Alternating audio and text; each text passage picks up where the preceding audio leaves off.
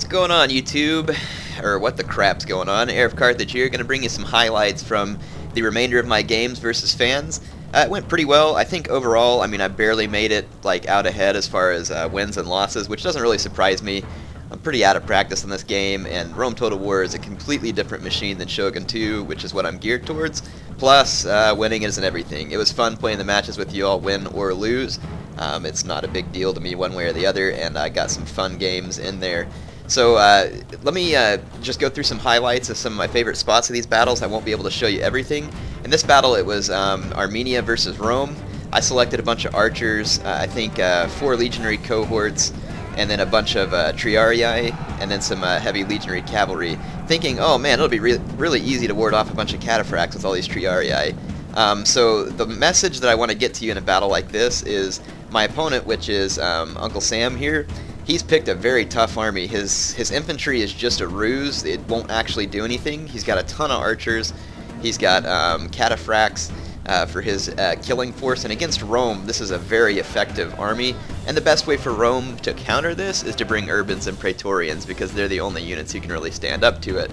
I'll come back in a minute and show you what happens whenever you bring the type of army I do. Alright, when you bring the type of army I do against this type of army, this is what happens to you. My legionary cohorts just aren't strong enough to stand up to the cataphracts. The triarii just can't kill cataphracts quick enough, because there's really no such thing as a spear unit in Rome Total War that would be comparable to a Naginata samurai or a Naginata monk or Yari samurai, like units that just absolutely pwn cavalry. That doesn't really exist in Rome Total War unless you're talking about a phalanx unit. And in that case, phalanx units are only effective from the front. So there is no unit similar to those. I have to admit defeat. So why did I lose here? Number one, my opponent was good. And number two, I picked a bad army. I don't like using urbans and praetorians, but if you're going to play against these kind of Armenian and Parthian armies, you're going to have to bring those units in order for the battle to be somewhat competitive. Anyway, hope you enjoyed that one. Let's move on to the next one. Okay, here's another game I played against what I consider to be a pretty skilled opponent. I'm playing as the Seleucids. My opponent is the Macedonians. I've brought an army of cataphracts, companions, and silver shield pikes with 5 archers. My opponent's brought royal pikes, companion cav, and 2 light lancers. So Macedon actually has better missiles than the Seleucids, and the Seleucids have better cavalry than the Macedonians. Macedon also has superior infantry if you're speaking of royal pikemans. However, I think silver shields legionnaires are actually superior infantry to either silver shield legionnaires or silver shield pikes or royal pikes. So in my army, I've got a lot of punching power in my cav, but my infantry's weak. My opponent has a lot of infantry power and pretty good cav power, plus pretty good cav mobility due to his light lancers, and he's got an extremely strong missile component. He has got a ton of archers, and he's going to win the archery fight. So, what did I do wrong in my army? Already, I'm regretting not having brought like a unit of scythe chariots or something else to help me even out the cav fight a little quicker, because if I can't quickly and decisively hammer an anvil, I'm going to lose, because his pikes will pretty quickly eat mine up. And my opponent's no doubt going to plan to take advantage of that. So let's see what happens when the engagement unravels. Alright, the engagement starts to unravel. You can see my opponent peels off infantry units to try and deal with my cavalry, leaving only 3 of his infantry units up front. I reacted somewhat and got some guys clicked into orders here, and I figured that I could quickly knock out his cavalry, which I succeed in knocking out that light lancer unit for the most part. I'm going to bring my cataphracts around and get away from his pikes. And you can see me, I'm going to start clicking attack orders on his infantry, try and knock them out, and I simply ran my cav away from his little trap over here. So my opponent has clearly won the archery fight at this point, and his archers can now participate in the rest of the fight.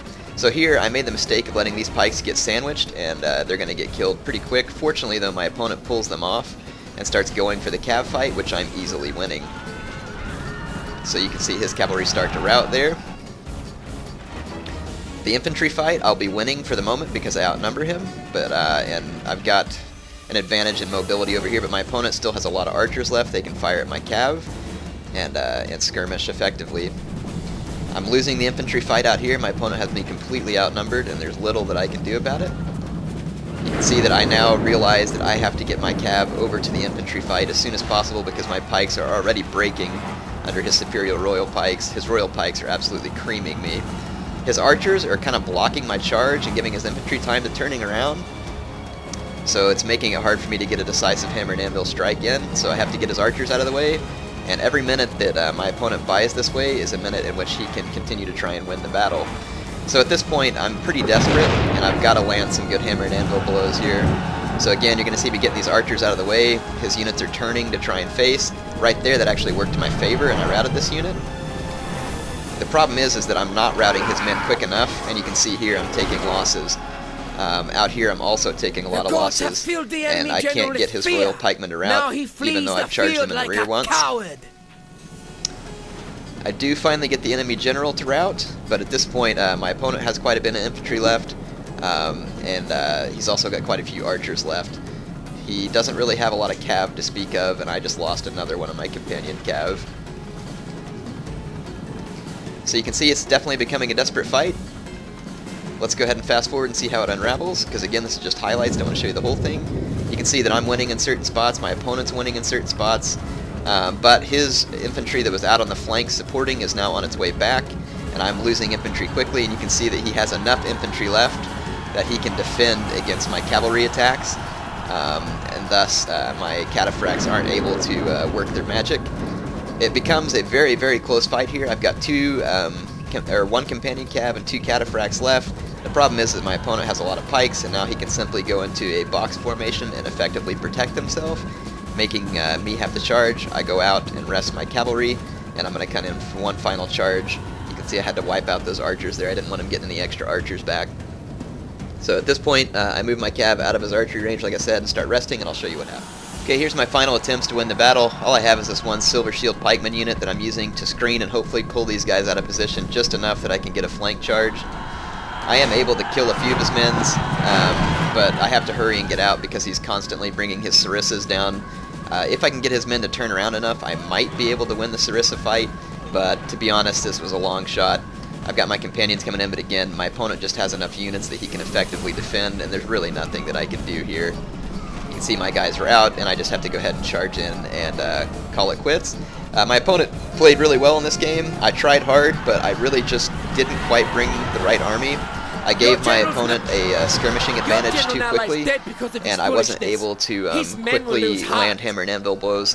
This kind of fight for the Seleucids is actually a lot easier against the Macedonians, I feel. Whenever you bring Silver Shield Legionnaires, you can definitely still lose. I just feel that Legionnaires would have better suited this fight, because you'll notice he broke up his phalanx, and my Legionnaires would have excelled in that type of fight, whereas my pikes were still just going to lose one-on-one. So let me show you the statistics, and we'll move on to another highlight. So there's a couple of lessons about Rome Total War that I'm teaching you through my loss. It was a very close game. You can see I killed as many people as he did, basically. So another good one. Hope you enjoyed that. Alright, in the last series of battles that I uploaded, I did a Germania versus Pontus, and this one I did a Pontus versus Germania, so this time I'm playing as Pontus against the Germanians.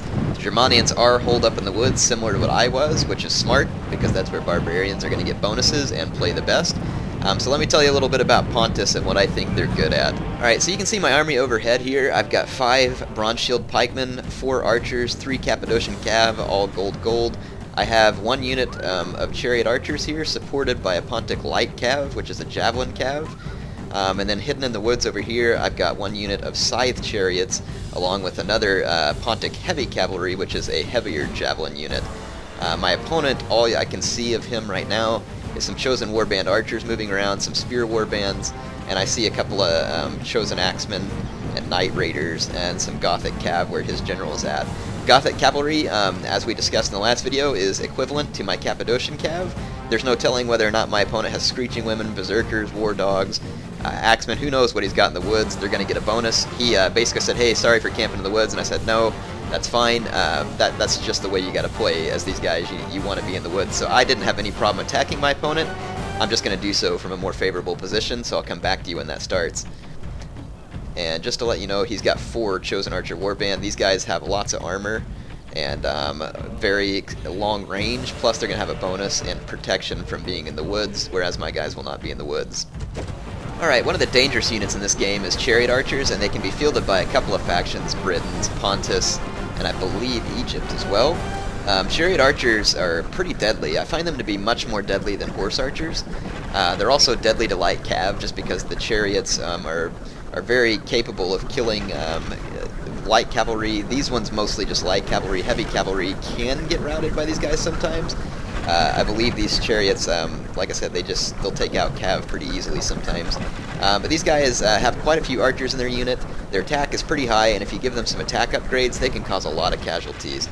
So I use them in order to screen the approach of my foot archers. You can see that I've already killed a great number of these guys, even though they're in the woods, and even though they're a high armor unit.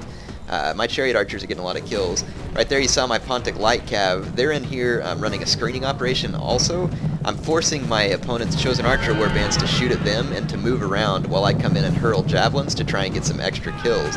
Not going to be a lot of kills, but it's going to be enough that my opponent has to waste some time and resources here. This is where light cavalry, especially javelin cav like Numidian and Pontic cav and militia cav, all those units, cavalry auxilia, they can all be useful in the right scenarios. So basically you can see though that the skirmishing's underway. I've got just the one unit of chariot archers, and then I've got all my foot archers back here who have now engaged. And you can see that in an archery duel my guys are going to win because I effectively screened their approach and I'm using my chariot archers and my Pontic light cav to support. So I'll fast forward past the skirmishing phase, which is now in my favor, and we'll see what happens in the next phase.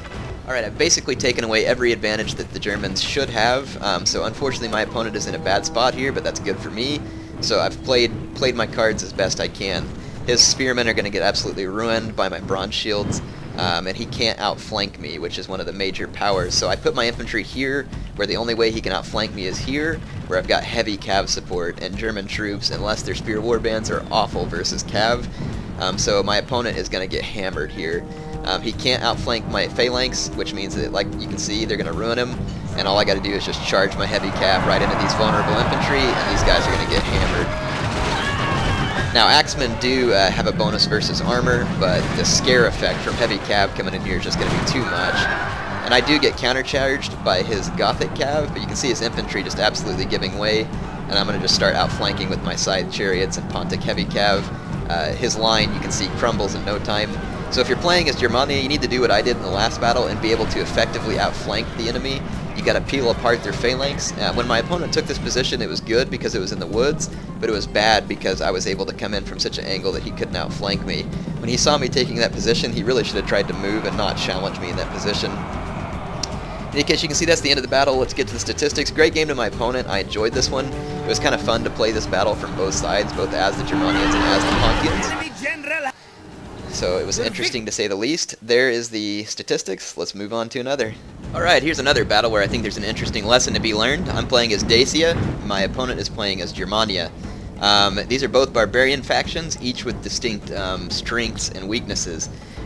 Germania has the strength of extremely high attack, scare tactics with berserkers, night raiders, screeching women, war dogs, and they also have extremely good heavy cavalry, which is this Gothic cav here. Dacia, their strengths are they have a fairly solid backbone of infantry with chosen swordsmen. They've got some good supporting units like Falksmen, who have very high attack and are relatively cheap. Their cavalry is pretty weak. It's just this barbarian noble cav, which is easily defeated. They've also got some other infantry units like these naked fanatics. They also have horse archers, which is another strength. The Dacians can hire Scythian mercenaries, which is what I have here. And you can see that I'm already skirmishing with his barbarian noble cavalry and Gothic cavalry. So yeah, you can see my guys shooting in here and getting a few kills on this noble cav. Nothing too substantial. So Dacia has a definite skirmish advantage. They've got access to way better skirmishing units. I think they have chosen archer warbands, and they have horse archers. So the best way to play as Dacia versus Germania is to never engage and just pick your opponent apart, because the Germanians have very weak defense and will be very susceptible to missiles. Because if you get in a hasty exchange of infantry, their Gothic cavalry will absolutely pummel you. Plus, their axemen are going to have a lot higher attack than my chosen swordsmen, even though my chosen swordsmen are a lot more sturdy unit. So you can see that my opponent knows this. He's going to start trying to confront me with his infantry here pretty quick, because my archer warbands are definitely eating into his men pretty quickly. I've even started targeting some of his axemen in an attempt to try and draw their numbers down. That way, if he does engage me, I have a better chance of winning. So you can see that I'm causing some damage across multiple infantry units. He sees this, and he's going to go ahead and start assaulting me. I felt pretty confident at this point. However, you know, I probably should have gone ahead and just completely run away from this and used my cavalry to slow him down. So you are going to see me run my archers back, but I figure, hey, you know what? I can take this infantry engagement. I've damaged him pretty badly, and I'm pretty sure that I can win. Plus my archers and horse archers can keep working while I'm fighting. I send all my men into Warcry to try and get the bonus, and I'm going to go ahead and take this infantry fight. Like I said, I'm going to move my archers back and start targeting his guys again to try and draw down their numbers. His spear warbands, not really worried about these guys. These guys are just going to be fodder. My guys will tear right through them even from the front with relatively few losses. So you can see his spear warbands routing. However, they do make a pretty good screening force for his men. I am going to countercharge his infantry. I've got enough infantry to outflank him.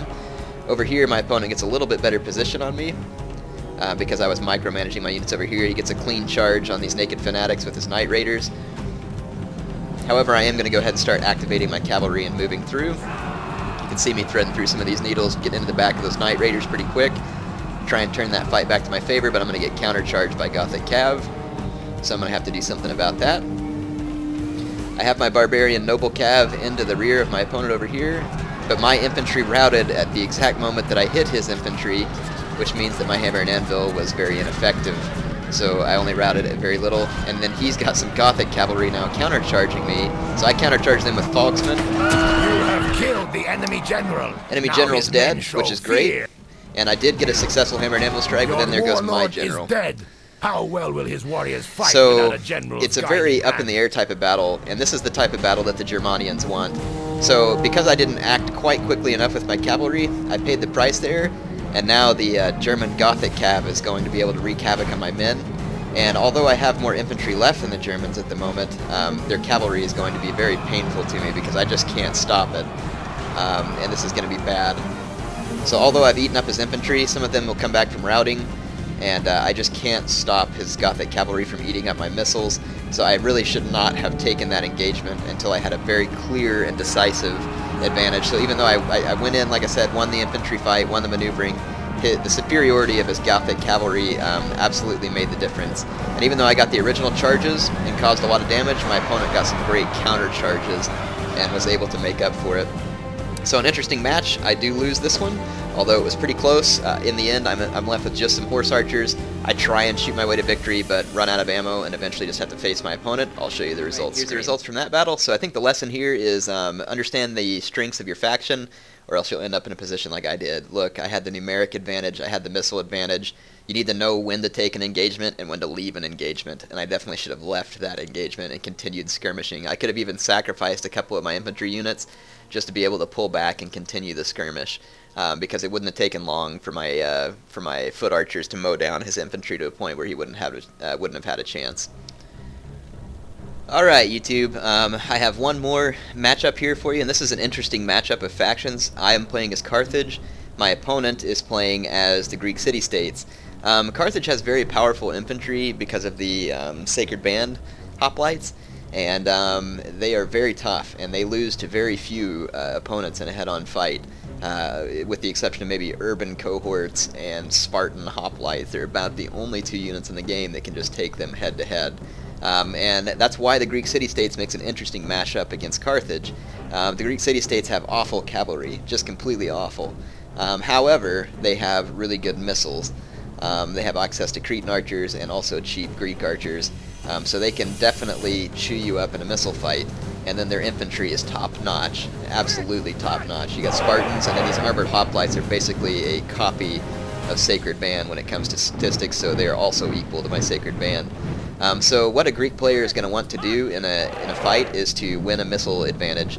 So one thing I did was I started up here on the side of my deployment zone in order to try and force my opponent to reposition, because he would not want me to take this hill, and I knew that he would have to reposition, which means that my missile units would be able to get some first shots on him. And knowing that my opponent had access to Cretan archers, I brought Balearic Slingers to get me a little extra range. Balearic Slingers actually outrange standard archers. You can see that my Balearic Slingers are now opening fire, and killing some of his men, 7 out of that unit, 5 out of that, and I've got attack orders clicked on every one of his units. Plus, I have the hill advantage, so my Balearic Slingers are going to absolutely chew these guys up. I've got 5 of them. So this is my anti-Greek variant of my Carthaginian army, basically. So I've got 6 Sacred Band Hoplites. I've got 5 Balearic Slingers with no upgrades. They're pretty darn good just the way they are. I've got 2 Pointy Infantry, 2 Pointy Infantry with good upgrades, 2 Sacred Band Cav with just gold attack, because that's about all you need. And I have this 1 unit of elephants, not the armored type or anything. My opponent and I weren't playing CWB, so elephants can be a great asset to use Carthage. I don't honestly know, like, why CWB outlaws elephants, but you leave scythe chariots and heavy chariots. I mean, that's just stupid, to be honest. It's absolutely stupid. There's no difference between allowing scythe chariots and elephants. They're basically the same idea. So I've never really understood why scythe chariots are allowed and elephants aren't. I mean, someone tell me if you know the reason for it, but I think that if you allowed elephant play in Rome Total War, it would definitely make the game very interesting, as it would definitely weaken Rome in 15k battles. Now, in lower money battles, elephants are probably a bit strong. I could be wrong, but I'm guessing they're pretty strong. So, I mean, I can understand if you want to limit them or something like that, which I agree. There's a lot of things that could have made Rome Total War a better game. But in any case, here we go. My opponent gets his Greek cavalry too close to me. His cavalry is fast, and I didn't want to just run away from him, but I saw that he got a little too close to me here, so I ran a quick charge. And I'm going to easily rout his Greek cavalry with my Sacred Band. It won't even be a big deal. I haven't lost a single cavalryman to his Greek cav there. I finally lost 4 men in that unit and 2 in another. So I only lost a few men in the cavalry fight. Cavalry fight's easy to win. If your opponent brings a bunch of armored generals, it's a little tougher, but the armored general units are very expensive. So now I have control of the missiles. I've absolutely destroyed his archer force, and I'm going to continue to fight for position with my opponent. He now knows his missiles are gone, so he wants to make an infantry stand in a place where he's going to be equivalent, so I'm going to continue to rush for this hill. One thing I don't like about Rome Total War is a lot of the games are played in the flatlands, or the grasslands, and it's fun to play in the flatlands, but a lot of people say, oh, it's fair, it's fair, it's fair. Well, how come people don't play Shogun 2 all day long on rice fields? It's because terrain can be fair, and it can be very fun. In fact, terrain is one of those things I think that makes a battle interesting. So in this battle, by me fighting for the hill, it created a whole new dynamic in this battle. Rather than us just going head-to-head on flat ground, someone has to maneuver, someone has to make choices. I definitely love terrain when it comes to Total War games. Now, don't get me wrong, there's been some really unbalanced maps. Empire was pretty famous for them, but you know what? Sometimes the imbalance made for interesting gameplay, and as long as you didn't have an opponent who was going to be an absolute jerk and camp and spam, it made it pretty fun, just because it added a whole new element of strategy. I've got my Balearic Slingers out on the flank, hurling in their rocks, and I'll be getting some kills on these units that have their back turned to me. Head on, I would be causing almost no damage, but since he has no cavalry, my opponent can't do anything about the fact that I'm going to be able to take him out. Now, I am showing this whole battle just because it's the last part of this clips, and I wanted to go ahead while this is unfolding to tell you all thank you for coming to play with me. It was fun. Some of you may be wondering, Air, when are you going to do Medieval 2? Well, I know that there's a lot fewer of you who play Medieval 2, and so what I'm going to do is, also because this is a very busy week for me, and last week I spent a lot of time on Rome Total War because I knew we had a ton of fans, and I'm not trying to cheat the Medieval fans, but I'm just going to go on there on Saturday, and I'll spend some time with you all on Saturday. I will release the time later on. I'm not quite sure the time, but I will do it either in my morning time or early afternoon. That way it is not very late in the day. For those who are in Europe, you'll still be able to join without it being midnight or 1 in the morning. So I will do it in such a way that those of you in Europe can participate. Here I'm going to quickly outflank my opponent. I'll get my elephants and slingers and everything into position. His Spartans, again, are going to be very much superior to my Sacred Band, but since I have a good position here on the hill, my Sacred Band will do very well.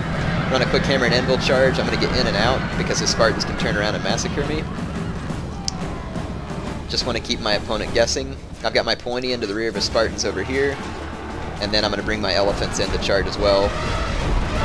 And with his guys fixed against my phalanx, these elephants are not going to have any problem routing these guys, even without being the armored elephants. So if you are going to bring elephants, armored elephants aren't really necessary. These guys will get the job done. these elephants are a little more realistic. However, I mean, there are some historians who say that Carthage used a very large armored elephant with a tower on it. So it is very possible that that was historically accurate. Although you'd probably be more likely to see that type of thing from the Seleucids. In any case, there you can see the battle's over. Thank you all, like I said, thank you for playing with me in these games. It was a lot of fun. I think my overall record on this was like 10-7, so 10 wins to 7 losses. You all gave me a good run for my money. I do have some fun patchy deaths to show you whenever I get done with this series and do the montage. But we still got a lot of games to go through. I'm still going to go through Medieval 2 Total War. We're still going to go through Empire Total War, Napoleon Total War, Shogun 2 Total War, and Fall of the Samurai. And we'll do some Rise of the Samurai too, since it's usually pretty neglected. So we'll actually do Rise of the Samurai, Shogun 2 Vanilla, and Fall of the Samurai. And we will do some naval battles on those games if you all want as well. I think some naval battles on Napoleon would be fun with the good graphics, or Empire. In any case, I hope you all enjoyed this video of highlights. Again, thank you all for playing with me. Stay tuned later this week to get some more information about the Take a Stab at Patchy in Medieval 2 Total War. This is HeirofCarthage signing off for